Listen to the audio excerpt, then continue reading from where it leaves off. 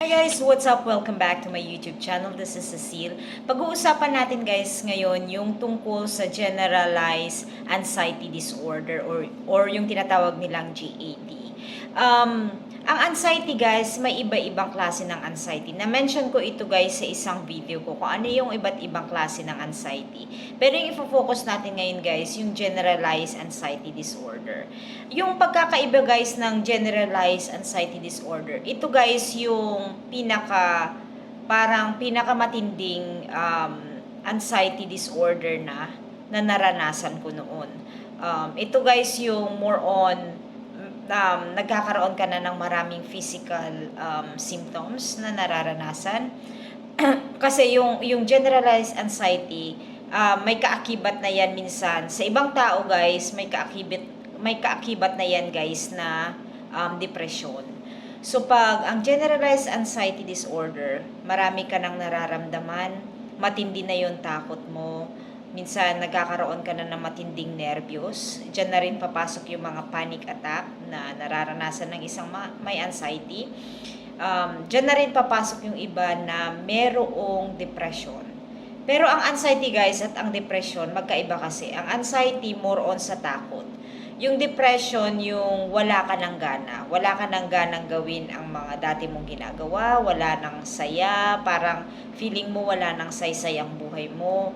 Parang wala ng halaga ang buhay mo. Yun ang nadidepress ka na. Ibig sabihin, you are suffering from depression na. Sa anxiety naman, more on takot. Yun ang kaibahan ng anxiety. Anxiety more on sa takot, yung depression more on wala ka ng gana. Parang wala nang saysay yung buhay mo. Sa anxiety guys, maraming takot, malaking takot, natatakot ka sa mga bagay na pwedeng mangyari sa'yo, natatakot ka nang gawin yung mga dati mong ginagawa. Sa generalized anxiety, marami ka nang nararamdamang mga physical symptoms kagaya ng hindi ka makahinga, parang hindi na normal yung paghinga mo, dizziness, nagkakaroon ka ng pagkakahilo, nagkakaroon ka ng headache, na yung iba continuous ang headache, yung iba yung dizziness, continuous din ang dizziness. Yung iba guys nakakaranas ng mga ganitong simptomas ng mahabang panahon, araw, yung iba linggo, yung iba months, yung iba taon, yung iba guys dekada na silang nakakaranas ng ganon. Kaya yung mga anxiety sufferer natin, wag po kayong masyadong nag-aalala sa kung ano yung nararanasan nyo, kasi yung iba guys nakakaranas yan ng mahabang panahon. And then sa generalized anxiety, maraming mga symptoms na banggit ko guys sa inyo, yung dizziness, weakness, yung mga muscle weakness natin, na parang kung minsan naglalakad kayo, parang pag na-anxious na kayo, pag umatake yung anxiety, parang wala na kayong muscle, wala na kayong lakas, walang lakas yung mga kamay nyo, mga paa nyo, para ko yung lupaypay, ganon. And then yung iba na naranasan ko guys, yung pagpapawis. Nagpapawis yung kamay ko, yung paa ko. Ayun, nagsisimula na rin yung nervyos ko, ganon. And then yung iba pang mga physical symptoms, yung ang pinaka naranasan ko na matindi yung dizziness. Iba-iba klase kasi yung dizziness guys. Yung sa akin dati, parang tutumba na talaga ako, parang ma-stroke ako, ganon.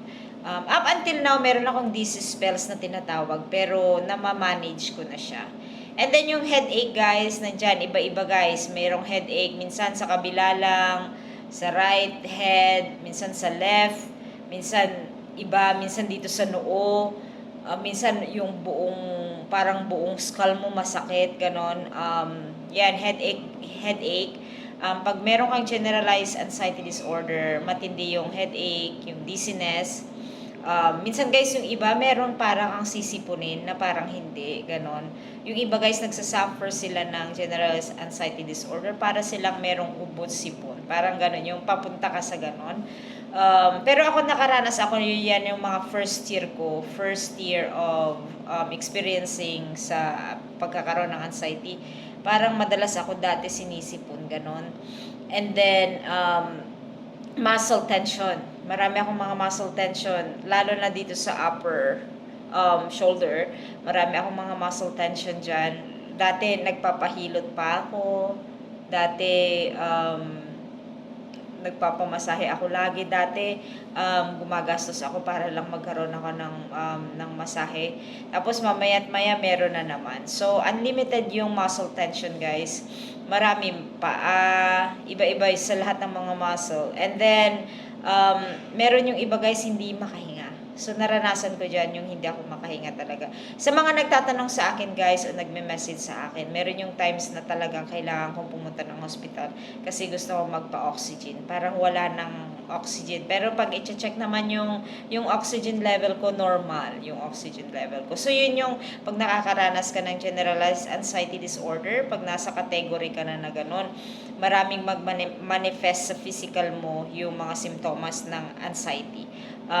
Kasi nasa isip natin yung anxiety natin. Nasa isip natin na, makakaramdam ako ng ganito. Kaya nangyayari sa katawan natin. And then the rest, yung mga muscle twitching, yung gumagalaw, electric shock, para kang makukuryente bigla. Minsan sa puso yung natatakot ako dati. Sa likod, minsan sa part ng kidney, kung saan-saan, guys, sa mga kamay, sa mga arms, and sa mga legs, yan, mga muscle twitching, naranasan ko yan. Sa mga may general anxiety disorder, guys, marami kayong mararanasang mga physical symptoms. Yung nervous, yung takot mo, matindi talaga. Yung takot mo to the point na kahit gugising ka ng umaga, pagising mo para kang mabibigla. Parang feeling mo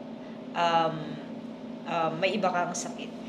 Ganon. So, ang generalized anxiety disorder, guys, isa sa pinaka mahirap siyang i-cure kung hindi mo siya mamamanage. Kaya, karamihan, guys, nagkakaroon sila ng psychologist. Pumupunta sila sa psychologist para magamot sila ng tuluyan.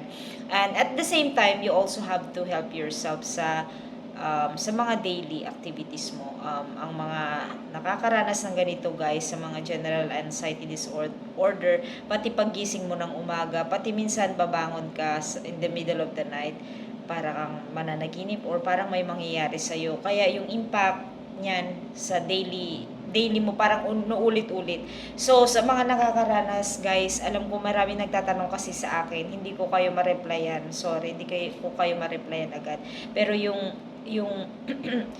karanasan ko na ngayon, guys, nararanasan nyo, matindi talaga. Kung iisa-isahin ko talaga sa inyo, guys, matindi yung naranasan ko. Ang pinaka-generalized anxiety disorder, isa ito sa mga, ang hirap siyang i-cure, ang hirap din siyang i-manage.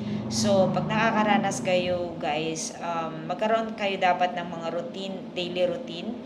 Pag nasanay na yung katawan nyo, na nararanasan nyo, hayaan nyo lang kasi hindi mo rin siya pwedeng i-control at that moment na nararanasan mo. Bagkus, kailangan mo siyang aralin kung paano mo siya ma-cure by your own, na yung sarili mo, kung paano mo ma-cure yun. So, anyways, guys, I hope nakapulot kayo ng kunting aral sa aking video, and I'll see you guys again sa susunod kong video. Bye!